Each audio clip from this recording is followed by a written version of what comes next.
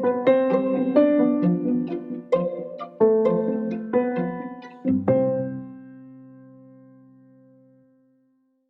a tutti e bentornati nel mio podcast. Nell'episodio di oggi parliamo di falsi amici linguistici. Un falso amico, in linguistica, è una parola di una lingua che assomiglia morfologicamente e foneticamente ad un'altra parola di un'altra lingua, ma con un significato diverso. Queste parole, appartenenti a due lingue diverse, si assomigliano. Sembra che una sia la traduzione dell'altra, ma in realtà non è così, perché i significati sono diversi e queste parole si traggono in inganno spesso e volentieri. Ed è per questo che è importante conoscere queste parole. Nell'episodio di oggi parleremo di tanti falsi amici tra l'italiano e l'inglese. Sentirete diversi esempi che potrete ritrovare anche in descrizione, così da potervi facilitare la comprensione.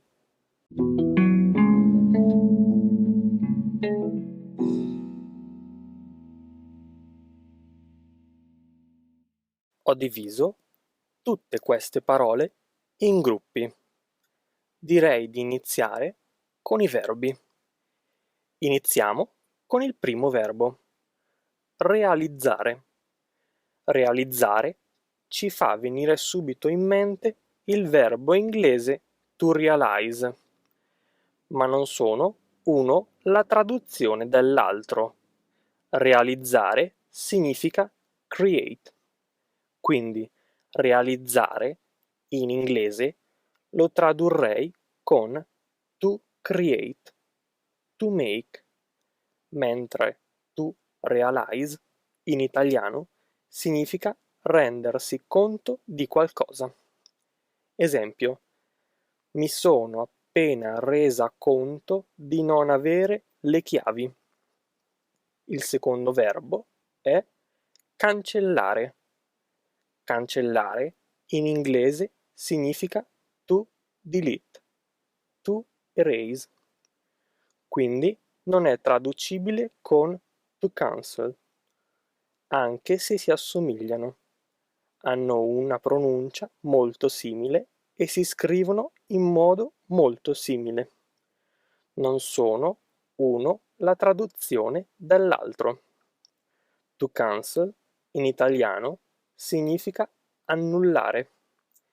Esempio: to cancel a meeting, annullare una riunione. Passiamo al terzo verbo. Pretendere. Assomiglia molto al verbo inglese to pretend, ma non sono uno la traduzione dell'altro. Pretendere in inglese si traduce con to expect, quindi il verbo inglese to pretend in italiano si traduce con fare finta. Esempio: faccio finta di essere una ballerina o fingo di essere una ballerina. Quindi posso tradurre to pretend con fare finta di o fingere.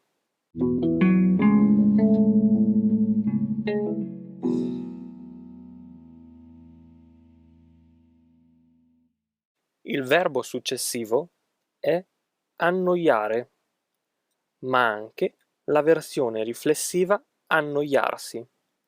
Questo verbo assomiglia molto al verbo inglese to annoy, ma non hanno lo stesso significato. Annoiarsi significa to get bored in inglese. Annoiare, to bore someone, to annoy. In italiano si traduce con infastidire. Esempio: mi infastidisci o mi dai fastidio. Quindi possiamo tradurre to annoy in due modi: dare fastidio o infastidire. Poi abbiamo Attendere. Attendere significa to wait for e quindi to attend. Significa partecipare, andare o frequentare. To attend a class significa frequentare un corso o andare a lezione di qualcosa. Veniamo all'ultimo verbo. Disporre di qualcosa. Disporre di qualcosa significa avere a disposizione qualcosa. Questo verbo italiano, disporre, ci ricorda molto to dispose of something. Ma to dispose of something significa buttare via, gettare via, liberarsi di qualcosa. Un sinonimo potrebbe essere to get rid of something. Quindi sentite, c'è una bella differenza fra questi due verbi.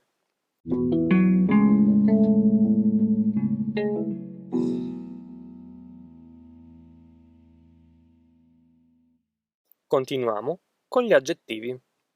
Il primo aggettivo è conveniente. Conveniente non è la traduzione di convenient, perché conveniente si traduce in inglese con good value e convenient si traduce in italiano con comodo. Lo so, la tentazione è forte, ma dovete cercare di non usarli come verrebbe spontaneo fare. Quindi, se io dico i biglietti del treno sono convenienti, significa the train tickets are cheap. Casuale. Casuale non significa casual. Casuale significa random e casual si traduce con informale.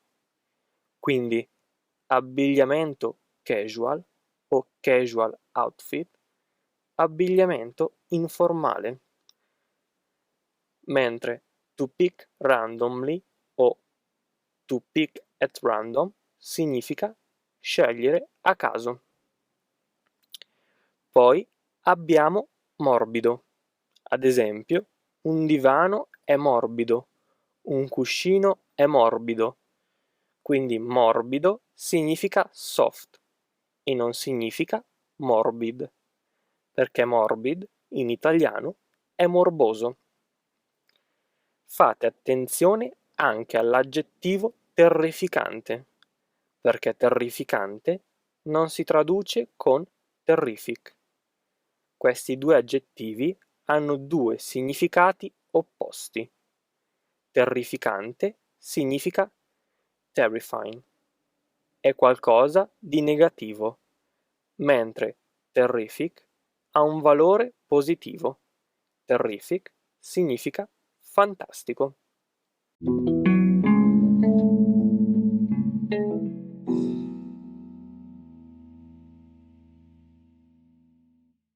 Veniamo ora ai due avverbi di questa lista. Eventualmente significa possibly, quindi non è la traduzione di eventually, perché eventually significa alla fine. Attualmente non significa actually, attualmente significa at the moment, mentre actually significa in realtà. Bene, siamo arrivati al gruppo dei sostantivi. Iniziamo con la parola droga, perché questo è un errore frequente. Droga, in italiano, non significa anche farmaco. Attenzione con drugs, perché in italiano droga è solamente droga. Poi abbiamo esibizione. Esibizione non significa exhibition. Esibizione significa performance e exhibition significa mostra. Ad esempio, una mostra d'arte. Poi abbiamo attico. Attico non è quello che state pensando. So che state pensando a attic, ma in realtà attic significa mansarda e l'attico italiano è penthouse. C'è una differenza tra le due parole. Altra parola è bimbo. Bimbo in italiano è un sinonimo di bambino. Quindi bimbo significa child, ma so che in inglese bimbo significa una donna un po' superficiale. In italiano non esiste questa parola, usata in questo modo. In italiano bimbo ha un solo significato e significa child.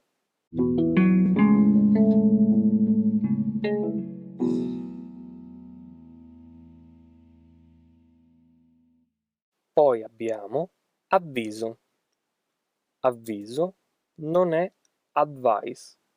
Avviso significa notes, mentre advice è consiglio. Quindi dare dei consigli, to give advice. Novella. Una novella è un short story, a tale, mentre novel è romanzo. Ad esempio, che romanzo stai leggendo? What novel are you reading? Lettura. Rimaniamo in tema di libri. Lettura significa reading e reading. Quindi lettura non è lecture. Lecture significa lezione universitaria. Quindi ad esempio il professore tiene una lezione. Poi questa è molto interessante. Si confondono spesso queste due parole. Educazione con education non sono la stessa cosa, perché educazione in italiano significa manners, mentre education è quello che noi chiamiamo istruzione. Se in inglese voi dite I'm educated, in italiano non possiamo tradurlo con sono educato, perché sono educato significa I'm polite. Quindi dobbiamo dire sono istruito, cioè ho studiato. Camera. Camera significa room e quindi non è la camera per fare i video. Se volete usare questa parola, camera, in italiano dovete dire videocamera. In inglese puoi chiedere What camera do you use to film? Ma in italiano dobbiamo dire che videocamera usi per registrare? Oppure che macchina fotografica usi per fotografare o registrare?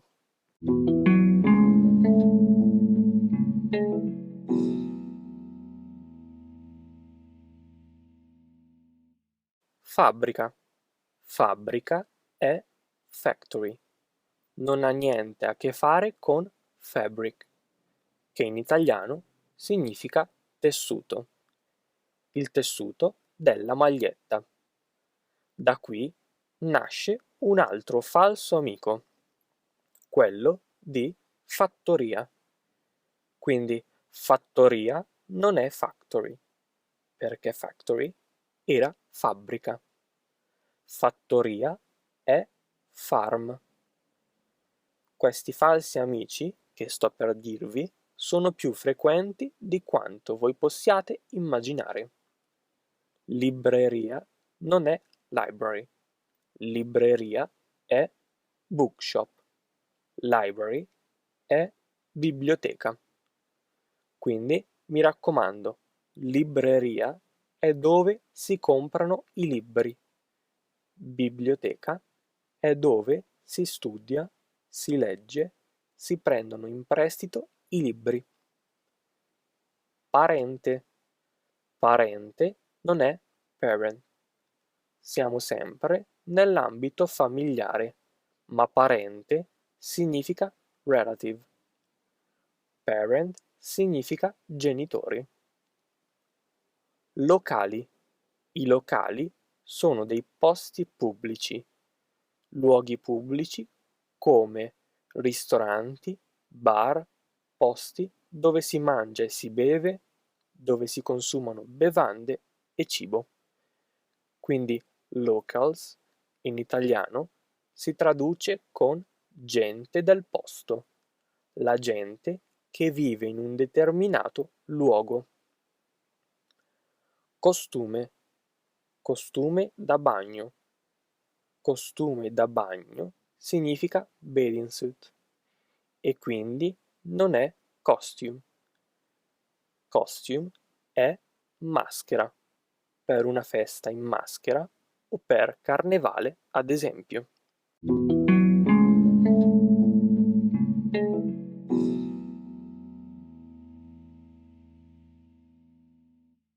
Benissimo, questo è tutto per oggi. Ovviamente questa lista non comprende tutti i falsi amici che esistono tra l'italiano e l'inglese. Ho scelto quelli più comuni, quelli che sento più spesso. Se voi ne conoscete altri, se vi vengono in mente altri falsi amici tra l'italiano e l'inglese, mandatemi un messaggio su HelloTalk. Sono curioso di sapere quali sono questi altri falsi amici che voi conoscete.